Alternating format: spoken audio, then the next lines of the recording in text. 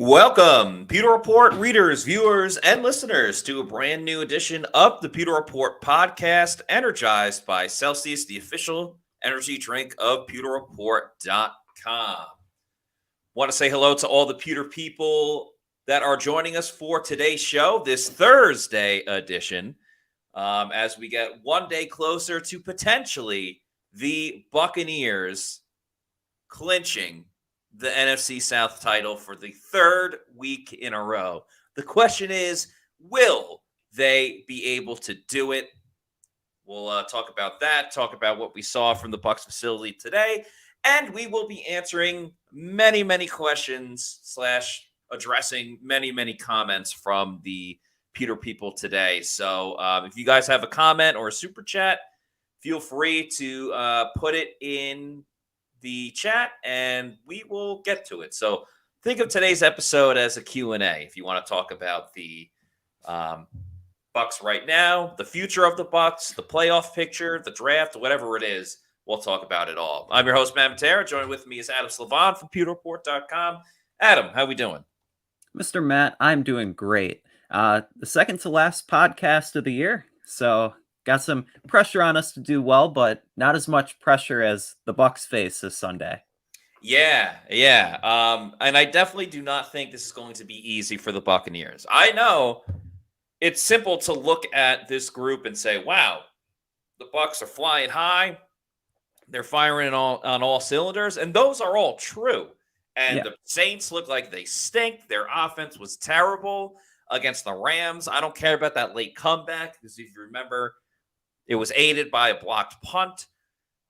Everything is saying take the Buccaneers this week. And I'm not saying I'm not taking the Buccaneers. I'm just saying I do not think it's going to be a walk in the park as everyone believes it is going to be. But there definitely is a little bit more pressure on them than us. But we already got a couple super chats out of the gate. So thank you to Nick K, who has 2 super chats. We'll start with this one. He gave us a 99-cent super chat and he asks, any chance Russell Gage can come back for the playoffs? Appreciate the question, but the answer is no. And you also had that for a $1.99 super chat as well. No, Russell Gage, I know it's been kind of crazy with certain injuries that players are able to come back from. And he got injured. We were there. I mean, you saw it with your own eyes. I was on the other side of the field because it was the joint training camp practice with the Bucs and the Jets when the Bucs were in New York. But even then, that's still even too early for the Bucs to expect Russell Gage back. Yeah, I agree, and especially like seeing guys like Trey Palmer, David Moore, Rakim Jarrett's working his way back. There's other options to rely on as that third wide receiver. And with Russell Gage, it's a really hard to just throw him back in the mix, like on a playoff run to get him back out there. And still, it's too early yet. Yeah, unfortunately. But, the good thing, though, is that they've gotten more production from wide receiver 3 as of late, whether it was David Moore 2 weeks ago or Trey Palmer last week.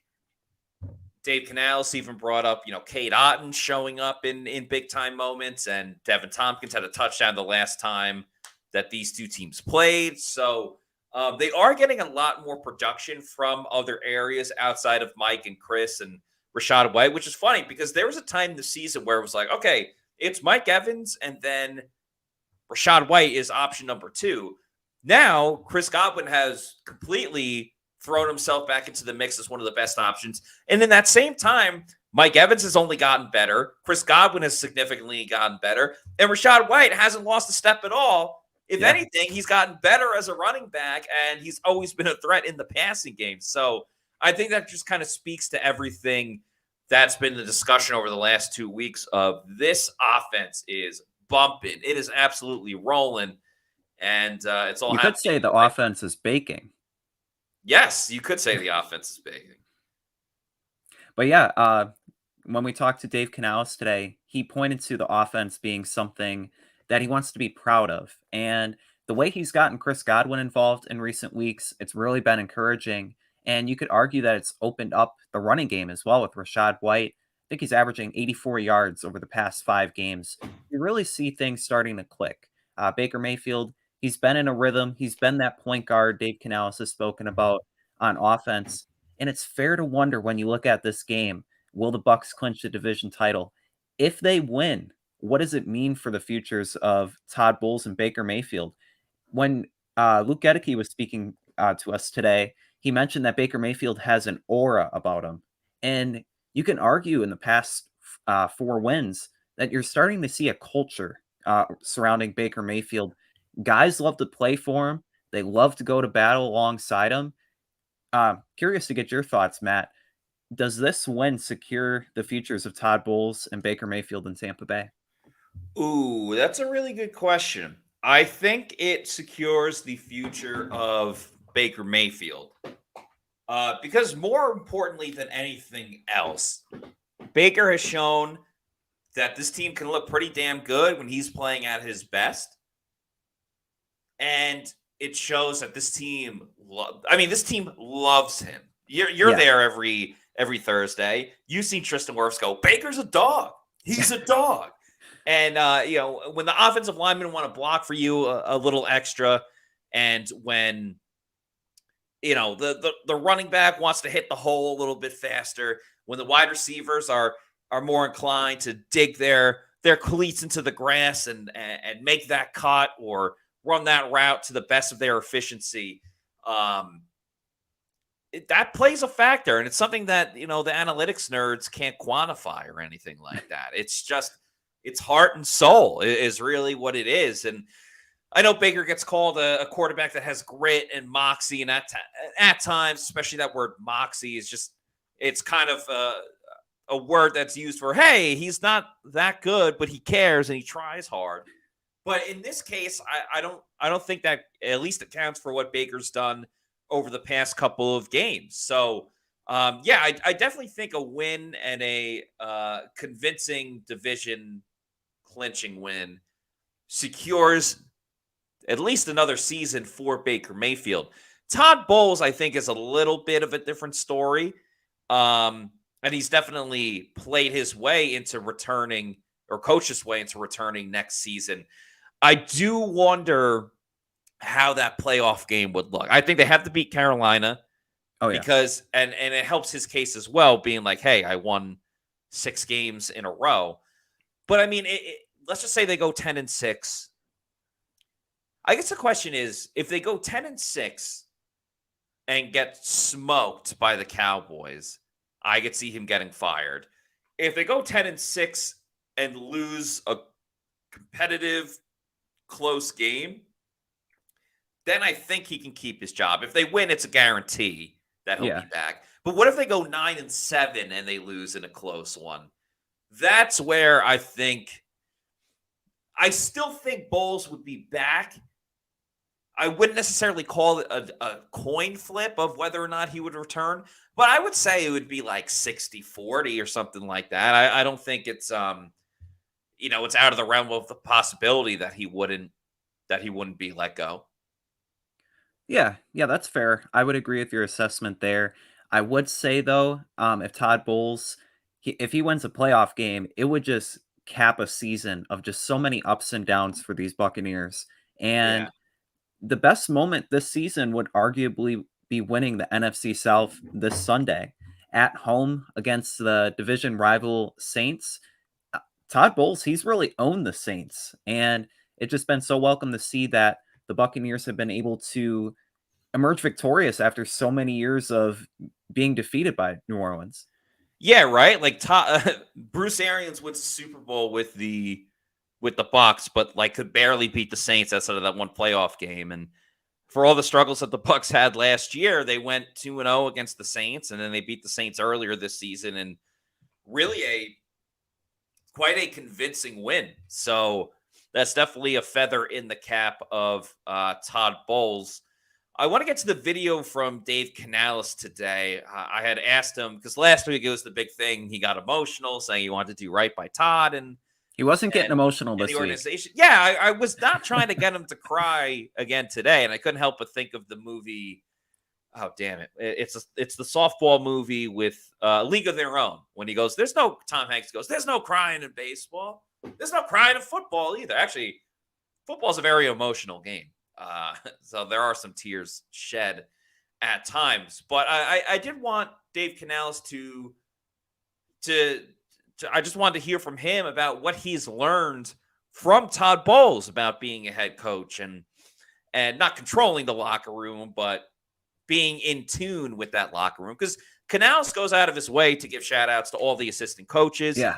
Even today, he talks about Pete Carroll almost as much as he does Todd Bowles. And that's not Canales' fault. He just gets asked a lot of questions. He spent 13 years with him. And he did. He spent 13 years with them.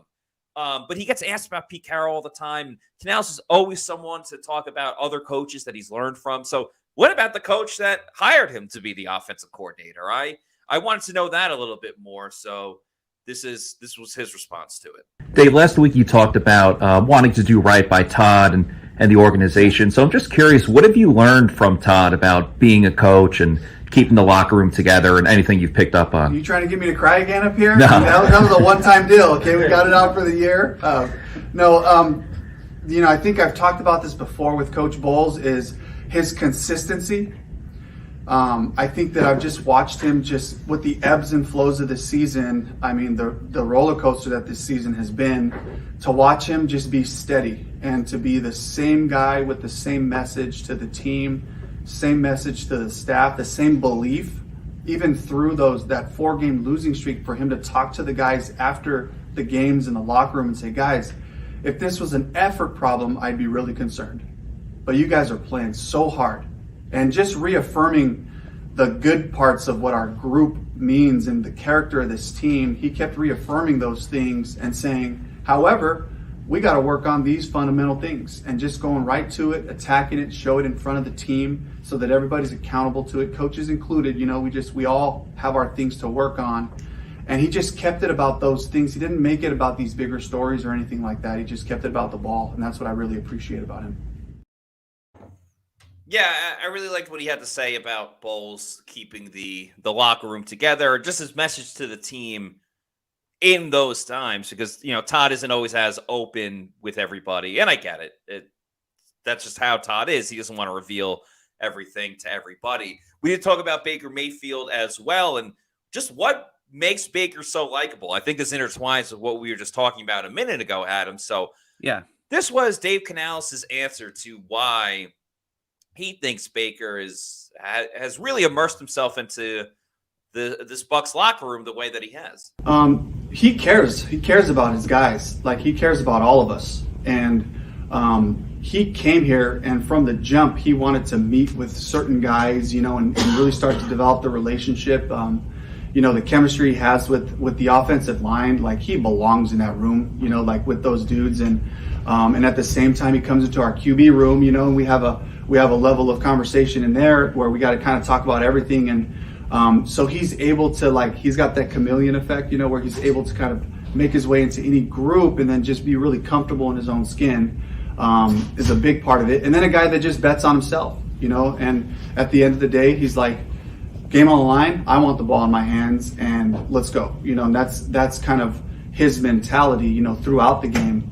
And I think that he's done a great job of balancing that with when to try, when to take care of the ball. A sack's not the worst thing in the world. I know we don't like it from a statistical standpoint looking back at it, but sometimes taking a sack when they have a clear advantage on a rush or on a blitz, it's a great, he's made some great decisions for us, and that's the kind of ball that's going to take us further. One of the first things we do in the spring is we watch crossover film of all the playoff teams, and we watch the quarterback play from a pocket standpoint to see how really good playoff quarterbacks manage games, know when to try, know when to say uncle, and say, okay, well, we got a great defense on the other side. Let's just keep playing football. We're going to flip the field. And they have that in the back of their minds. And so to watch him grow into that and take our team in that direction is another great attribute that Baker brings. Let's get to a couple of super chats, starting out with Eric Moreno. Thank you, Eric, for the $5 super chat, who says, chances that Shaq and Carlton get ruled out tomorrow. Well, let's take a quick gander over at the injury report that just came out mere seconds after or before this show had started. And it's relative. It's almost identical, or as they said in My Cousin Vinny, identical. Shaq Barrett out again with the groin. Carlton Davis out again with a concussion. The only addition to the injury report is Chris Godwin, who just had a rest day. So he did not participate, though I wouldn't worry about that too much. Mike Green and Rakim Jarrett, both in the 21-day window to come off of the IR. They once again fully participated, and Coke Keefe did not participate again. For the Saints, all the same again, except for safety Jordan Howden, who did not practice yesterday, was limited. Wow, the Saints really screwed up their injury report because it says Thursday, Friday, Saturday game status. They don't even have a Wednesday status, even though today is Thursday. So Friday status should be their Thursday status. But you know what? That's why the Saints are in second place and the Bucs are in first. To answer Eric's question, I think I would be very, very surprised if Carlton Davis played in Sunday's game. Very, very surprised. I mean, he wasn't out there today. He wasn't out there yesterday. Even in times when Carlton has been injured, whether it was a toe injury or something like that. Yeah, exactly. We'll see him in the locker room. And we haven't seen him at all. So I think, unfortunately, this is along the lines of one of the more serious concussion injuries. I'm not reporting anything. He could just be out this week and be back. I would be very, very surprised if we saw Carlton Davis. Now, Shaq, we saw him in the locker room. He was moving around a little bit. Didn't practice kind of for walking 2 days with in a a limp, row. though. Yeah, a bit based of on a what limp. I saw. I think I'll give it a 50-50 shot that Shaq Barrett plays, or whether or not he gets ruled out tomorrow. But as I said yesterday, Adam, if there were two positions that the Bucs are like best equipped for to replace guys, it's outside linebacker and cornerback. Yeah, I agree. And I would just say, if I was a betting man, like Mr. Matty Diamonds here, I would say that both of them are probably not going to play on Sunday. But again, when you have guys like Zion McCollum who stepped up, Yaya Diaby, can't say it like Scott, but when you have those two guys filling their places, the Bucs are in a good position. And when you look over at the Saints injury report, can they stop Yaya? I'm going to say no, because Ryan Ramczyk is one of the best right tackles in football. He did not participate. And then you look at left tackle, Andres Pete, who they moved over there. He's been their left tackle since week 7, and he's given up 23 pressures and 16 quarterback hurries. So with a question mark on the right side, left tackle struggling, it's going to be hard for the Saints to be able to stop Yaya and any other pass rusher that comes the Saints' way.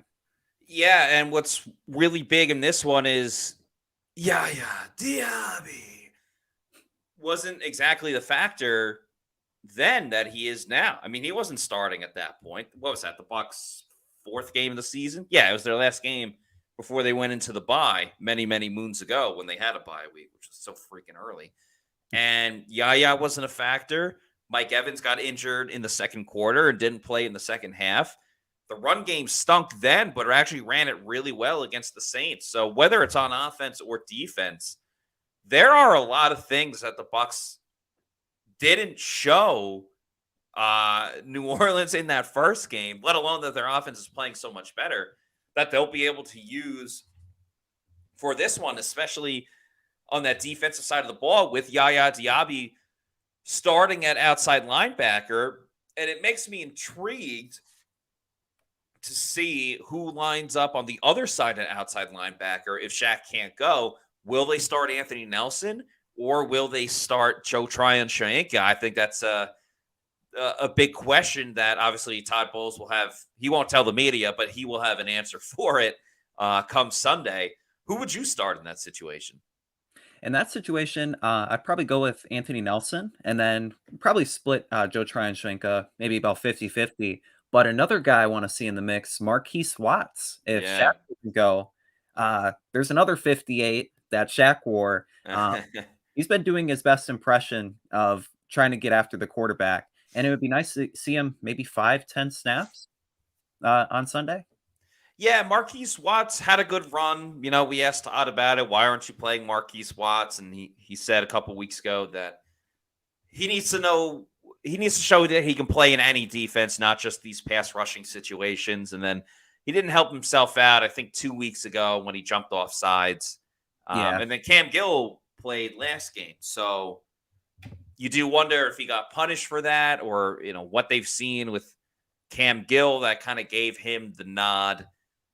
It probably, I guess, come down to special teams. But if Shaq doesn't play, there's a chance that both Gill and Marquise Watts are active for the game, because you would need that fourth stringer and outside linebacker. They typically brought on 5 outside linebackers for the games, because it'd be Shaq, it'd be Yaya, JTS, Anthony Nelson, and then either Cam Gill or Marquise Watts. So I don't want Shaq hurt. At the same time, I do want to see some of the other guys have these opportunities. And you can afford to keep Shaq out of this game because they just have to win one of their next 2. In a perfect world, they would just win against New Orleans and have a stress-free game against the Panthers. But, I mean, I'd be so surprised if the Bucs lost 2 in a row, especially to Carolina, even if they're playing a little bit better. So maybe it's one of those things, you rest Shaq. If it was a playoff game, he probably plays, but they have 2 shots at clinching it. So if they don't beat the Saints, he probably plays Shaq the last game of the season, where they have to have it against the Carolina Panthers. Let's get to this other super chat we have from Richie P. Thank you to Richie for the $10 super chat.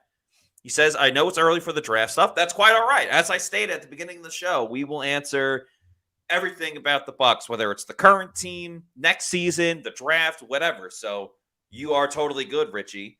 He says, I know it's early for the draft stuff, but with that first pick of the draft, are you thinking cornerback, interior offensive line, or edge? Do you think it's fair to say quarterback need is off the table, at least for now? Adam, you can start with this one. Yeah, this is a great question. So if I was Jason Light, which I'm not, but I would go edge with the first pick. I would say that because with the interior offensive line, Jason, he's shown a great knack for finding offensive linemen in the second round with Cody Mauch and Luke Gedeke. Later in the draft, whether that's Alex Kappa or Ali Marpet. And I don't think that's as pressing of a need as edge rusher, getting that elite guy that you can really build around. You've seen it a couple of years ago when Shaq Barrett, he was dropping 20 sacks. The defense really catered around him. And when you have that elite pass rusher, it opens up so many more things, especially for a guy like Todd Bowles in terms of blitz packages. And with cornerback, you have Carlton Davis and Jamel Dean. One of them is a sure lock to be on the roster next year, and Zion McCollum. So you have 3 guys there. So I would say edge. And I also want to take this time to compare Jason Light and Mickey Loomis of the New Orleans Saints in terms of how they built their teams. Because this Sunday, it's a matchup of 2 general managers who've really built their respective teams in different ways. When you have Jason Light, he's invested in the trenches with the guys I mentioned, and also on the defensive side, Kalijah Cansey and Vita Vea. And for Mickey Loomis, he's let a lot of those guys that he's drafted go just because they've been so strapped for cash in recent years. And you look at how the Bucs, they've taken on all that dead cap this year, while the Saints, they just keep adding on, and it's getting really hard to see them having a future with allowing so many of the young core to go, and then also having aging veterans. So I think it's really interesting to look at the draft and see how Jason Light and Mickey Loomis have built their teams, and then also how they've addressed the quarterback situation. I'll get to Richie's thing in a second. I just want to address this from T. Turner 1508, who says Matt only refers to Baker being good in the context of the last couple games, when in reality he's been good all year. It's very obvious he isn't a Baker fan. That's complete and utter bullshit. And I think it's a complete crap that you're going to say that right now. I've been very complimentary of Baker at times. I've also said when he hasn't played well. There were certain games this year where he hasn't played well. He sucked against the Lions. He was downright terrible against Detroit. But you know what? I also gave Baker a ton of credit when he got it together and played well in that first game in the season against the Vikings. And he made that big run at the end to get the first down. And he made that huge throw to get it to Chris Godwin. I gave him a ton of credit for when he threw 3 touchdowns against the New Orleans Saints, who he's playing against this week. The team lost 6 of 7, okay? Yeah. So when you lose 6 games in a row, I'm not going to sit here and be like, oh my God, Baker's been amazing. No, the whole team was bad during that losing streak. What has he done well? He's held on to the football. He has not turned over the ball. That's been great. And now he's making all the throws that you've wanted him to make. That was the one knock on Baker during those losing streaks, is he had guys open like Trey Palmer in certain games and the 49ers game where he just overthrew him. He was missing those throws. Now he's making those throws. And yes, it's been tweaked. He's not throwing the deep ball as much and just going to the intermediate. So to say that I'm not a fan of Baker is just crap. It's not true. And I'm not just going to let you guys say this when it hasn't been the case. Have I been critical of him? Yeah, absolutely. 3-4 weeks ago, people were saying, oh my God, should Kyle Trask be the quarterback now? So don't say that I'm the one saying that Baker's been so awful. Baker's been great the past couple of weeks. I was the first person to say, as soon as that game was done against the Packers, that Baker Mayfield was going to be the NFC Offensive Player of the Week. And what happened, Adam? He was the NFC Offensive Player of the Week. Yeah, he was. So to say that I'm a Baker hater and I'm obviously not a fan is just not true. And I'm not going to let you get away with it. Anyway, back to the super chat from Richie. And thank you, Richie, again. This is a fantastic question. Does it take the quarterback off the table for right now? I think it takes it out of the first round because Baker Mayfield has played really damn good. So I think you take Baker for next season, at least for next season. If you want to sign him to a 2-3 year deal, I think I'm fine with that too. I don't think that precludes the Bucs from looking at a quarterback in the second or third round if the right guy falls to the right spot. You know, if they like a guy, they're going to take him regardless of what position. So out of those choices, I think edge rusher has to be first because you talk about Jason Light kind of building a team and how it's constructed. Well, on the offensive side, you got 2 anchors on the end with Tristan Wirfs and Luke Gedeke. A.K.A. Waterboy. A.K.A. Waterboy. A.K.A. Captain Insano. Now, on the defensive side, going in, you thought you had anchors with Shaq and JTS. That plan hasn't totally worked out, especially on the JTS side. But then here comes Yaya Diaby. So you have one spot solidified. We'll see what happens with Shaq next season. But you bring in another edge rusher. You got core players on both of those ends, 2 of the most important positions in all of football outside of quarterback. Arguably the next 2 important after it. So I think you got to take that opportunity. Interior offensive line. I know the Bucs probably aren't. I mean, if they make the playoffs, they're not going to be picking until like the 20s. Yeah. Typically interior offensive linemen aren't taken until later the first round or not until the second or third round. And with the way that Jason Light drafts, you could find a starting center in the middle round. And then he'll go to Idaho and find exactly. He'll go anywhere to find his guys. And then at corner, I'm curious to get your opinion on this because, yes, in a vacuum, you could just say, okay, you cut Carlton Davis, you save all that money, bam, Zion becomes your starter. And that's completely true. Yeah. But I also think we're overlooking depth a little bit because how about this? Carlton isn't the only guy that's been getting hurt on the Bucs in the secondary. Jamel Dean's missed almost as much time as Carlton Davis. What happens next season if Carlton's not there? It's Zion and Jamel as your starters, and Jamel Dean misses 5-6 games like he has before. Yeah. Where's the depth now? Who's coming in? I mean, you could put D. Delaney there and kind of deal with something else back at safety. I think the end move is still cut Carlton Davis and make that money. I'm just thinking we can't overlook the amount of depth that's so important, especially at corner. So again, I don't think that would make corner my first round pick, but it could be something that, maybe a third or fourth rounder you bring in a corner just to add to that depth and grow it for the future. Yeah, I agree with that. And it wouldn't be the most pressing thing, but definitely like a day two pick addressing that. If you were to cut Carlton Davis and also, let's say, restructure Ryan Jensen and letting go of Russell Gage, and you're starting to look at all the cap room that you're saving, maybe you can argue keeping Carlton Davis and saying, hey, we know what we have in him. When he plays on the field, if that's 12, 14 games a season instead of 17, you know that you have a solid cornerback. So if you have 3 corners that are solid, you're in a good place. A lot of teams would envy that, but you also need that depth, as you mentioned. You need that guy that can come in a pinch. And whether that's D. Delaney, maybe, but also getting somebody young that you can develop. We've really seen Zion McCollum grow in his second season after being a 5th round pick. So if they invested in another guy with a similar draft position, I think that would be beneficial for the secondary.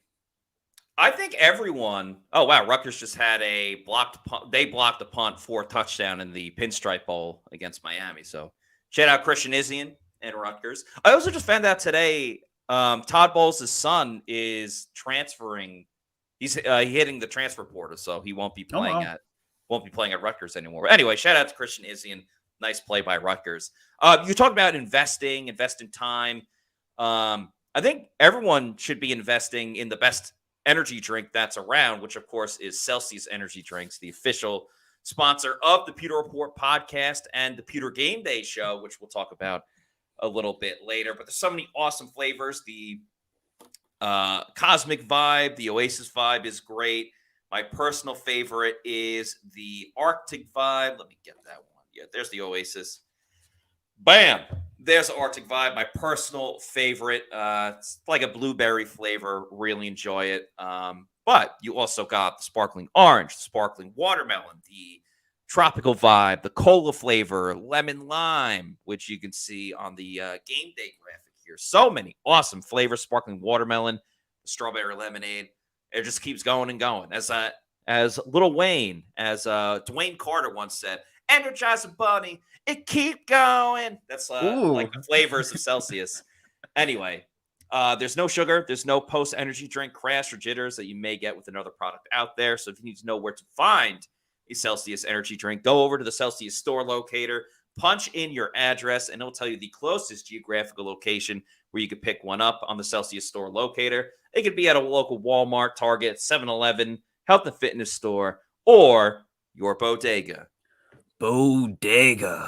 Yeah, once you keep going to your bodega and you know you love Celsius, maybe you run into Yaya Diaby. And you're like, oh man, I like seeing Yaya Diaby, but I don't want to make 15 different trips to the bodega. I just want to get it in bulk and have it sent to my residence. You can do that. I'd recommend getting the variety pack because variety is the spice of life. You can have it sent to your place of residence whenever you want. It could be a week, month, quarterly, yearly. You're the captain. You're in charge. Just make sure you're drinking Celsius energy drinks, the official energy drink of the Pewter Report podcast. I feel like I just had a Celsius energy drink. Appreciate all the people saying some kind words about me. You can disagree with me all you want, but like, I don't know, bring a little bit more to the table. Don't just be ignorant about it. Anyway, appreciate the kind words. I'll be fine. I'm a big boy. And I always feel better when we get some more super chats as well, starting with the Buck Crazy with a K. Thank you for the $1.99 super chat, who says, I'll go safety to pair with Winfield. That's a very interesting one because Ryan Neal's here on a 1-year contract. You have Kayvon Merriweather, who's been okay, but he's an undrafted rookie. So yeah, finding that, I don't want to say Jordan Whitehead replacement because it's been a couple of seasons now, but that strong safety, a guy that can play in the box. Not that Antoine Winfield Jr. can't. He clearly can, but just giving another piece, he can play anywhere. He can, screw it. People always want to say, oh, Devin White, shouldn't he be an edge rusher? Antoine Winfield Jr. could be an edge rusher. Yeah. But I digress. I don't hate the idea, again, maybe not the first round, but I don't hate the idea of an early safety getting picked to fill that role as a strong safety. I don't think that's the worst idea. No, not at all. When you look at the safety position and you see the impact that Antoine Winfield Jr. has on a game-to-game basis, it's a very worthwhile investment if the right guy is there. We both will need to study up on our draft prep and see if there's a prospect worth selecting in the first round at safety. Because again, a lot of times it's finding those guys in the second, third rounds. I mean, Antoine Winfield Jr. was the second round pick. But if you can find the right guy, a playmaker, maybe along the lines of Mike Edwards, but maybe more polished in coverage, things of that nature, to pair with Antoine Winfield Jr., man, that defensive backfield's going to look crazy. Yeah, it's all about finding that core nucleus, and they clearly have it on defense with Kalijah Cansey, with Yaya Diaby. Antoine Winfield Jr. is still very young, so you have it right there. Zion McCollum at corner. So you have a lot of pieces. Linebacker might be the next one as well as we get to the super chat from Kelly Dwight Fields. Thanks for the $4.99 super chat, who says, with a 3-4 defense, you can't go wrong with linebackers in the draft. I absolutely agree with that. I know they drafted Servassier Dennis, but once again, I do not think that precludes the Bucs from drafting another linebacker. The reason why I don't think it'll be on day 1 or maybe even day 2 is I think the plan is to re-sign Levante David. If Levante still wants to play, I mean, there is a world where Levante's like, you know what? I've had my fun. I've made a fair amount of money. I'm going to ride off into the sunset because I don't feel like doing this anymore. That is a possibility. I hate to even bring that up. But if Levante's here and you have KJ Britt in-house who looked pretty damn good when Devin White was out, I think the Bucs are a little bit less inclined to draft a linebacker early, especially, KJ Britt, I think, has next season, and then he's a free agent. I don't think there's going to be a large market for KJ Britt unless he has like an unreal season next year as the starter. And you do have Servassier Dennis in the hopper. And as we're learning from other teams, there are linebackers across the league that are drafted in the 4th, 5th round, even, like J.J. Russell, undrafted, that can really do a solid job as your starter and doesn't need to be like an all-world type of player. So I think that would preclude the Bucs from drafting one early. But I agree with Kelly Dwight Fields. You cannot go wrong with drafting a linebacker for the future. Oh, for sure. But I think with KJ and JJ, with those two, and then also Servassier, you have 3 linebackers that could rotate in next year should Levante and Devin walk out the door. If Levante comes back, you have him and those 3 options, and that becomes less of a need. Based on the super chat earlier, when you're looking at cornerback, edge rusher, and interior offensive lineman, linebackers like the tier below those needs. You could always draft a linebacker, but it's not as pressing as those, I would say. Yeah, absolutely. Thanks to Sean for this $4.99 super chat, who says, hi, Matt. Do you think it's possible the Bucs sign Jordan Whitehead in free agency? Really miss having him in the back end. I thought Whitehead had 1 more year left on his deal. But I think he has 1 more year, so they'd have to wait. Actually, let me look that up because I've seen some Jets people. I thought it was like 3 years, $14 million. Jordan Whitehead contract. For the 2022 season, Whitehead secured a lucrative 2-year, $14.5 million contract. No, it looks like it's done after this season. Ooh.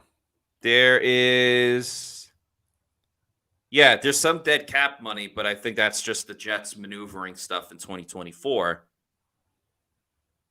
Uh yeah, I think he's a free agent after this year, if I'm reading this correctly. So yeah, he's got a lot of void years. That's what it is. A lot of void years. So I can tell you this from sources that I've talked to. They really wanted Jordan Whitehead back last when he was a free agent after he left the team in 2021. They really wanted Jordan Whitehead. The Jets just gave him an offer that kind of blew him out of the water compared to what Tampa Bay could give him at the time, or 2020 season, whenever he left in free agency. So the Bucs still do love Jordan Whitehead. I know that Carlton Davis and Jamel Dean are still very, very tight with him, and we'll see what happens with Carlton, but they would love to have Jordan back. From a chemistry standpoint, it makes total sense. He clearly knows the system. Todd Bowles is still there. It's the same type of defense. So from that aspect, it's made sense. Jordan Whitehead has 4 interceptions on the season. We've talked a lot about how the Bucs, haven't done great in taking the ball away, or just dropping interceptions. Now, he didn't make a ton of turnovers when he was with the Bucs, so he's got a little bit better at that. I also do want people to realize that 3 of those interceptions came Week one against the Bills. The other one came against the Raiders, which was also on Sunday Night Football. So, or maybe it was Sunday night. So Sunday Night Football is just Jordan Whitehead's jam. That's where he really excels. But if they can get it for the right price, hell yeah. I mean, Jordan Whitehead is a clear fit because we've seen it before and we've seen how it works.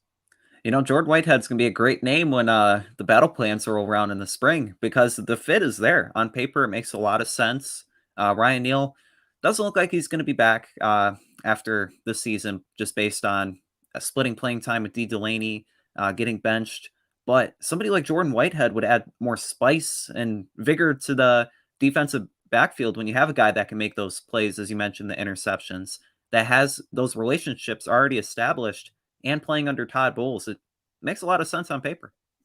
It does. And Whitehead has 2 more games left with the New York Football Jets. You can actually watch them tonight if you wanted to. They are playing the Browns. A bit of a revenge game for Joe Flacco going against Elijah Moore. Everyone remembers him as a Raven, but he did play for the Jets briefly. So, maybe you don't care about this game. The Jets suck. The Browns are a pretty good team, but the Jets are so bad that you just don't want to watch them. I 1,000,000,000% understand that. But you want to have a little more fun in the game, maybe bet on it over at mybookie.ag. If you found a $100 bill on the ground, you wouldn't walk past it.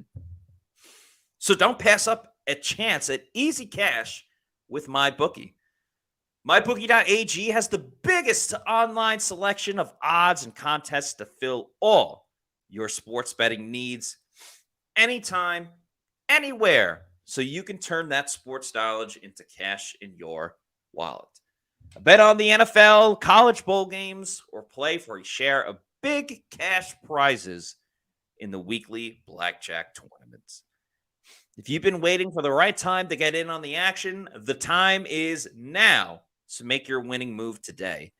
Sign up at MyBookie using the promo code Pewter, that is PEWTER, and claim your first deposit match redeemable up to $1,000. So that's $1,000 in your MyBookie bank account for absolutely free of charge. You just got to sign up. Even if you learn from Plant City Math, you know that is a heck of a deal. Once again, that's promo code Pewter, PEWTER, to claim your first deposit bonus. Experience the thrill of sports betting right from the comfort of your home. Bet anything, anytime, anywhere with mybookie.ag. I'm going to give you a couple picks right now for this game. Ooh. Jets, team total under 12.5 points. The Jets stink. Their offense is terrible, and Trevor Siemian is running it. But even more than that, the Browns have an exceptional defense, and they are the home That they team do. in this game. So Jets team total under 12.5. You can get that for good odds. I 1,000,000% would take Browns -7. And then I don't know what the number is for the receptions, but I would actually take Garrett Wilson over on his receptions because they're just going to try to get him the ball as much as possible. And maybe take a flyer on Joe Flacco over on his passing yards because it's a revenge game. I think the Jets defense, I don't blame them, but like the defense has just lost their spirit because the offense is so bad that they have to be on the field like 90% of the time. So again, if you're into betting a little bit, I would take those picks. Matty Diamonds doesn't steer you wrong, especially with my Bucs picks. So those would be my picks for that game. Those are all solid picks. Matt, I have a question for you. Yeah. I know you're a man that likes a little bit of drama on game day. Love drama. We might be missing a little bit of that drama this Sunday with the Bucs and the Saints because Marshawn Lattimore and Mike Evans, Lattimore is going to be out. Carlton Davis, Michael Thomas, it's looking like both of them are going to be out. So could another one be Luke Gedeke, Cam Jordan? Could that be maybe some drama?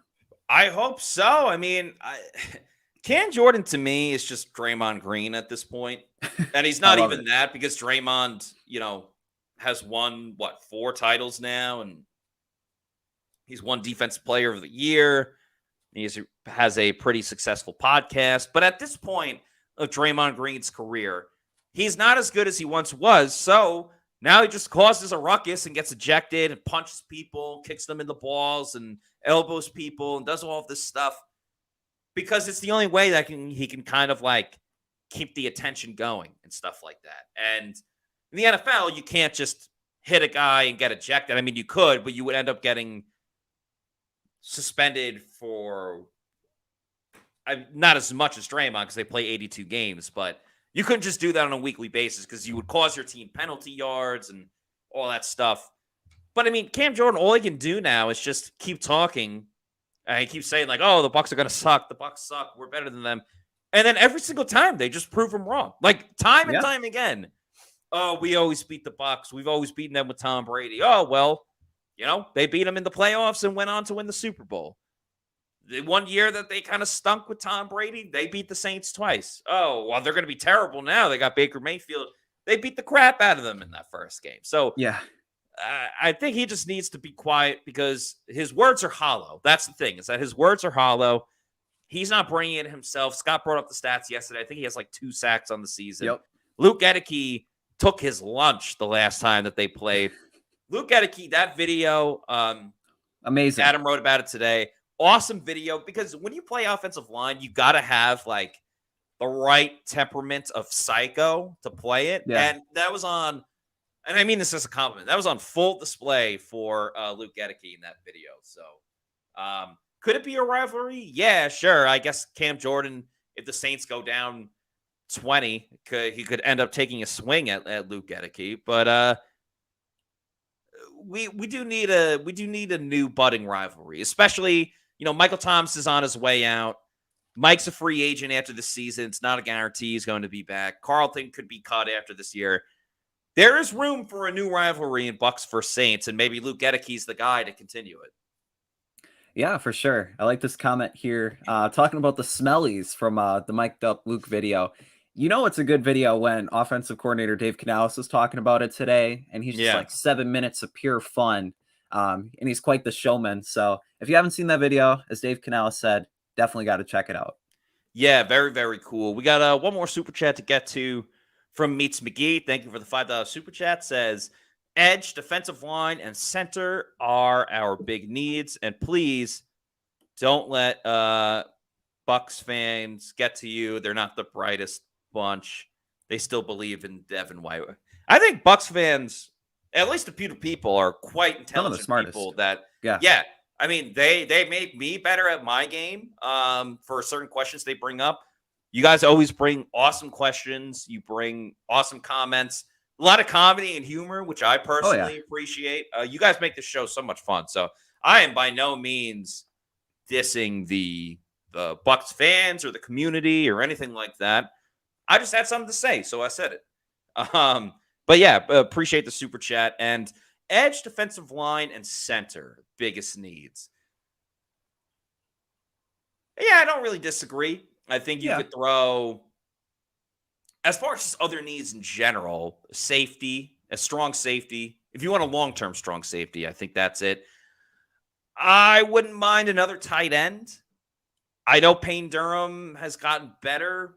I guess I mean, if Brock Bowers is available, I think you go Brock Bowers. I wouldn't hate another tight end into the group. I don't think O'Keefe really brings much anymore.